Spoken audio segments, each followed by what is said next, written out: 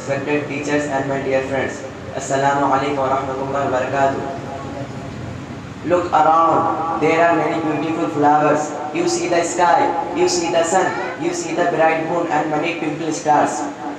Allah created all these wonderful things for us.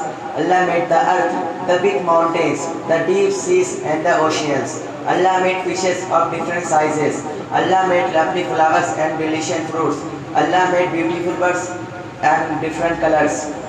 Allah created us and provided us with a variety of food. Allah sent His bounties on us. Allah created you and me. He has complete power over all the beings. Allah is the Almighty. Allah is one. He has no partners. All human beings need Allah. Allah Himself says, ask me, I will give. Put all your needs before Allah. Say, oh Allah, I need this. Please give it to me. Allah accept our dua. Allah